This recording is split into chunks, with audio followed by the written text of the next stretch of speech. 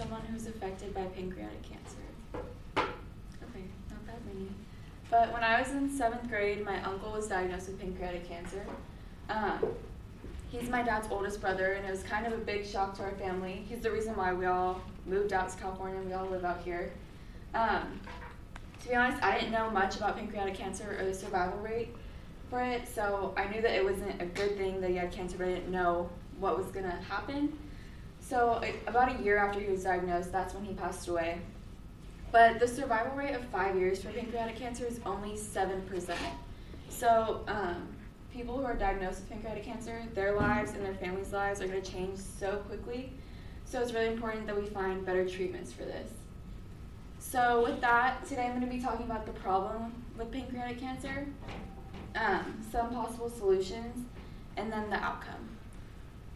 So first, the problem with pancreatic cancer. According to Ramon 2018, pancreatic cancer is the 3rd leading cause of cancer-related death, and it's predicted to become the 2nd leading cause by 2020. So it's getting even worse. And then according to Moyer 2011, pancreatic cancer is usually caught in a later stage. This isn't helpful when it comes to trying to treat it. You usually want to detect a cancer earlier rather than later. So those are some of the biggest problems with pancreatic cancer. Now that I've talked about the problems, I'll discuss some possible solutions.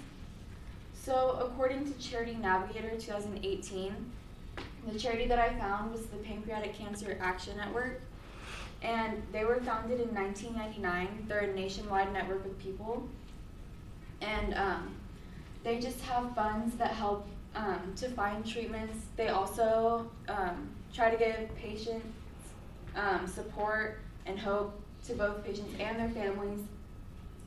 Another thing they're trying to do is, like I said before, it's predicted to become the 2nd leading cause by 2020, and they're trying to change that to at least stay the same or get better.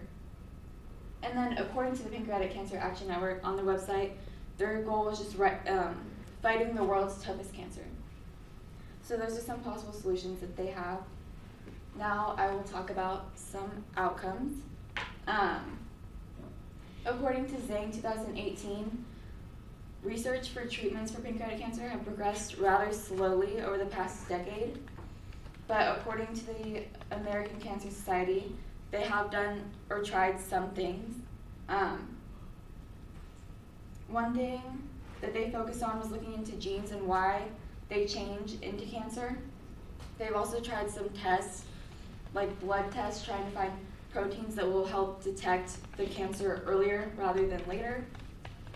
And there is also a surgery that can be done, but most people would want to avoid this. The surgery is really long and hard on the patients and even the doctors, and it would only be done if the cancer was found earlier, which, like I said, most of the time it's found later because most of the symptoms don't show up right away. So those are some outcomes that I found. Today I talked about the problem with pancreatic cancer, some possible solutions, and some outcomes.